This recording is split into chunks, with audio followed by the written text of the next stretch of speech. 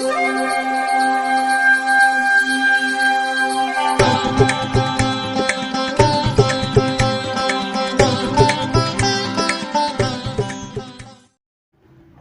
வசந்த காலம் YouTube channel வாயிலாக ஜோதிடர் சண்முகப்பிரியன், சென்னை அடையாறிலிருந்து சனிப்பெயர்ச்சி பலன்கள் பார்த்துக்கிட்டு வரோம்.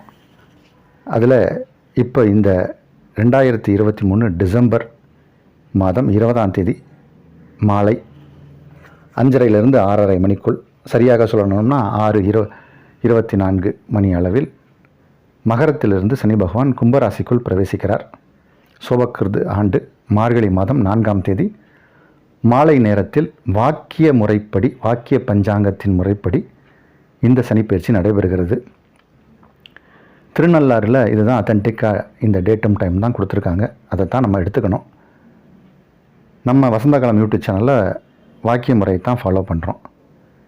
இந்த பயிற்சியானது கும்பராசிக்காரர்களுக்கு எப்படி இருக்கும் அப்படிங்கிறதான் நம்ம இப்போ விரிவாக பார்க்க போகிறோம். இந்த மகரம் கும்பம் 2 ராசியுமே சனி பகவானின் சொந்த வீடுகள். இதை ஜோதிட டேர்ம்ஸில் ஆட்சி வீடுன்னு சொல்லுவாங்க. அப்போ இந்த 2 வீட்டுக்கு உரிய கிரகமாக சனி பகவானே வரும்போது அந்த 2 வீட்டிற்கு ஆதிபத்தியத்தில் பிறந்தவர்களுக்கு கெடுபலன்களை செய்ய மாட்டார் என்பதும் ஒரு பொது விதி. அதுக்காக நம்ம தப்பு செய்தால் தண்டிக்காமல் இருப்பாரா? இருக்க மாட்டார். இன்னும் சனி பகவானை பொறுத்த வரைக்கும் நீதிமான். அவருக்கு இப்போ நம்ம கோர்ட்லலாம் ஒரு நீதி தேவதை கையில் கண்ணில் துணியை கட்டி கையில் திராசை கொடுத்துருப்பாங்க. அதுக்குன்னா முன்னாடி இருக்கக்கூடியவர்கள் நமக்கு வேண்டப்பட்டவரா, வேண்டுதல் இல்லாதவரா, எதிரியா, நண்பரா, அண்ணனா, தம்பியா, தாயா, தாரமா, தப்பு செய்தால் தண்டனை அப்படிங்கிற அடிப்படையில் தான் அது கொடுக்கப்பட்டிருக்கு. இதற்கு ஹெட்டு யாருன்னா சனி பகவான் தான். அவர் தான் நீதிமான். நாம் செய்யக்கூடிய பாவ புண்ணியங்களுக்கு ஏற்ற மாதிரி நன்மை தீமைகள் நடக்கும். அது இந்த மாதிரி இந்த கிரகங்கள் சுற்றி வரும்போது சனி பகவான் அந்த இடத்துக்கு வரும்போது அந்த கெடுபலன்களை செய்வார். அதுதான் தண்டனை. அதனால தான் அவருக்கு துலா ராசியை உச்ச வீடாக கொடுத்துருக்காங்க. அங்கே திராசு சரி பங்காக அவர் தர்ம நியாயத்துக்கு கட்டுப்படுவார் அப்படிங்கிறதுக்காக திராசு சிம்பிளாக கொடுக்கப்பட்டிருக்கு. அத்தகைய சனியின் ஆதிக்கத்தில் அந்த ஆதிபத்தியத்திற்கு உரிய வீடுகளான மகரம், கும்பம் அப்படிங்கிற வீட்டில் கும்பத்தில் பிறந்தவர்கள் நீங்கள். அப்போது நம்ம எந்த அளவுக்கு நம்ம நியாய தர்மம் அந்த மாதிரியான விஷயத்தில் அடிப்படையான ஒழுக்கம், சுய ஒழுக்கம், கட்டுப்பாடோடு இருக்கோமோ அப்போ நம்மளை சனி பகவானால் எந்த தீமையும் செய்ய முடியாது, செய்ய மாட்டார். சரி, இப்போ ஜென்ம ராசிக்குள் வந்துட்டார். என்ன பண்ணுவார் அப்படின்னா, இது முதல்ல இந்த 7.5 சனிங்கிற அடிப்படையில் அவர் நம் ராசிக்கு 12ஆம் இடம், ராசிக்குள் ராசியை தாண்டி 2 வருஷங்கள் அவர் இங்கே இருப்பார். அதுதான் 7.5 வருஷம் சனிம்பாங்க. அதில் இதை ஜென்ம சனி அப்படிம்பாங்க. இந்த ஜென்ம சனி காலத்தில் என்னென்னலாம் நடக்கும் அப்படின்னா, முதல்ல நம்மளை ஒரு சுறுசுறுப்பு தன்மையை குறைச்சி விட்ருவார். ரொம்ப சுறுசுறுப்பாக இருப்பவர்கள் கூட கொஞ்சம் அந்த சுறுசுறுப்பு தன்மையை இழந்து காணப்படுவார்கள். இந்த பாதி தூக்கத்தில் உட்காந்துருப்பாங்க சில பேர், அந்த மாதிரியே இருப்பாங்க. அதிகாலையில் 4:30 5 மணிக்கு எந்திரிக்கிறவங்க கூட கொஞ்சம் இப்போ அவங்களுக்கு டயர்டாக இருக்கும், 7 மணி 8 மணிக்கு எந்திரிப்பாங்க. 8 மணி இல்லைனாலும் கொஞ்சம் காலதாமதமாக எந்திரிக்கக்கூடிய சூழ்நிலை இருக்கும். வழக்கமாக 8 மணிக்கு எந்திரிக்கிறவங்கன்னா கேட்கவே வேணாம், தூங்கிக்கிட்டே தான் இருப்பாங்க. இந்த மாதிரி கொஞ்சம் உடம்புல ஒரு சோம்பேறித்தனத்தை அதிகரித்து விட்டுருவார், அதிகரிக்க செய்திருவார் சனி பகவான். அப்போ நம்ம மாற்றிக்கணும். சுறுசுறுப்பாக எப்படி இருக்கணும்? காலையில் நம்மளே ஏதாவது ஒரு வேக்கப் கால் வச்சு யோகா கிளாஸு அந்த மாதிரி சிஸ்டமேட்டிக்காக நம்மளே ஃபங்க்ஷனை டியூன் பண்ணிக்கணும். இதெல்லாம் சனி பகவான் கெடுத்து விட்றதுக்கு தான் ட்ரை பண்ணுவார். நம்ம அதை ஓவர்டேக் பண்ணி நம்ம ஏதாவது ஒரு யோகா கிளாஸு இல்லைன்னா ஒரு அத்லெட்டிக்கு இந்த மாதிரி ஏதாவது ஒரு விஷயங்களுக்காக நம்மளை ஃபைன் டியூன் பண்ணிக்கணும். அதே மாதிரி சனி பகவான் இருக்கிற இடத்தையும் கெடுப்பார், பார்க்குற இடத்தையும் கெடுப்பார். குரு பார்க்குற இடம் விருத்தியாகும். சனி பகவான் இப்போ 3ஆம் இடத்தை பார்க்குறார். 3ஆம் இடத்தை பார்க்குறதுனால தகவல் தொடர்பு கட்டாகும். நம்ம இப்போ வெளிநாட்டோட நம்ம ஒரு தெரிஞ்ச ஃப்ரெண்டோட ரிலேஷன்ஸோட பேச்சுவார்த்தை நடத்திக்கிட்டு இருக்கோம்னா அதில் ஏதாவது ஒரு தப்பான அபிப்பிராயங்கள், பேதங்கள் ஏற்பட்டு திடீர்னு பேசாமல் போயிடுவாங்க. நண்பர்களை இழக்கக்கூடிய சூழ்நிலை கூட சில பேருக்கு ஏற்படும். சகோதர உறவுகளில் விரிசல் ஏற்படும். இதெல்லாம் இந்த காலகட்டத்தில் நடக்கக்கூடிய ஒரு சூழ்நிலை உண்டு. அப்போ நம்ம கொஞ்சம் எப்பயுமே நம்மளுடைய கருத்துக்களை சொல்லாமல் மற்றவங்க கருத்துக்கு செவிசாய்த்து நம்ம அமைதியாக போவதே சிறந்தது. கணவன் மனைவி இடையே கூட சில பேருக்கு கருத்து வேறுபாடுகள் ஏற்படலாம். அதனால் கொஞ்சம் கவனமாக தான் இருக்கணும்.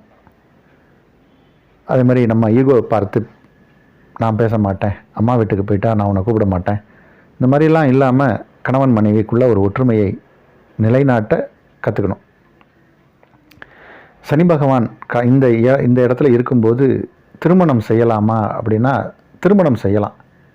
ஏன்னா குரு இப்போ 3ஆம் இடத்தில், அதாவது உங்கள் ராசிக்கு 3ஆம் இடத்திலிருந்து 5ஆம் இடம்னு சொல்லக்கூடிய, அதாவது குருவுக்கு தனது 5ஆம் பார்வையாக உங்கள் ராசிக்கு 7ஆம் இடத்தை பார்க்குறார். அதனால் திருமணம் நடக்கும். திருமண விஷயங்களில் எந்த தடை தாமதமும் இல்லை. பொதுவாக இந்த 7.5 சனி காலத்தில் திருமணத்தை சிறப்பாக நடத்தி கொடுப்பார். ஜென்ம ராசியில் வரும்போது தான் கொஞ்சம் நம்ம விழிப்புணர்வோடு இருக்கணும். ஏன்னா கல்யாணம் பண்ண உடனே இந்த சம்பந்தி பொருத்தமும் இப்போ பார்க்க வேண்டியதாக இருக்குது. சம்பந்தாருக்குள்ளே ஏதாவது ஒரு பிரச்சனை வந்து கிளப்பி விட்டு, நான் சொம்பில் தண்ணி கேட்டேன் அப்படின்னோடனே அது சொம்பு பெரிய சொம்பா சின்ன சொம்பான்னு சண்டையில் போய் விட்டுரும். அந்த மாதிரி விஷயங்களில் கொஞ்சம் கவனமாக இருக்க வேண்டும். இந்த சனி பகவான் இங்கே இருக்கும்போது குருவின் நிலைப்பாடும் சரியாக இல்லை. ராகு கேதுக்கள் இந்த மற்ற கிரகங்களின் சுழற்சியை வச்சும் நம்ம பலன் சொல்லணும். அதே மாதிரி பிறவி ஜாதகம் எப்படி இருக்குங்கிற ஒரு வலுவான ஒரு அடிப்படையும் இருக்குது. உங்கள் பிறவி ஜாதகத்தில் நல்ல தசாபுத்தி நடந்துக்கிட்டு இருந்ததுன்னா இப்போ உங்களுக்கு சிறப்பான பலன் தான். 7.5 சனியால் எதுவும் பாதிப்பு இல்லை அப்படின்னு தான் சொல்லணும். பொதுவாக இந்த மகரம் கும்ப ராசிக்காரர்களுக்கு 7.5 சனியால் பெரிய அளவு தொந்தரவு இருக்காது.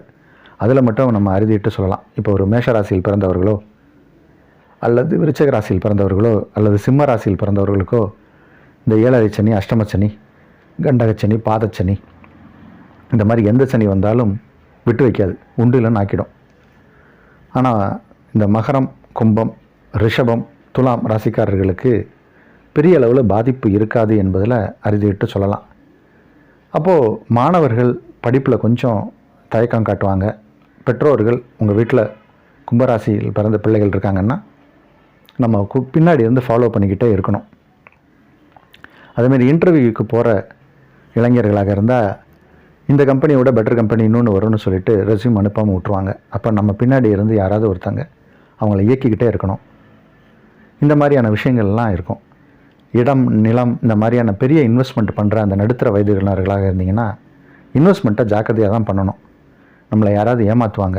அதனால் பணம் அட்வான்ஸ் கொடுக்கறது, இந்த மாதிரி போக்குவரத்து, இந்த மாதிரியான விஷயங்கள்லாம் இருக்குன்னா, அதாவது இடம் சம்மந்தப்பட்ட விஷயத்தில் பணம் முதலீடுகள், பெரிய முதலீடுகள் ஷேர் மார்க்கெட்டில் பண்ணுறது, இந்த மாதிரி தொழில் நிமித்தமாக பண்ணக்கூடிய முதலீடுகள், அதிலெல்லாம் கொஞ்சம் அதிக கவனமாக இருக்கணும்.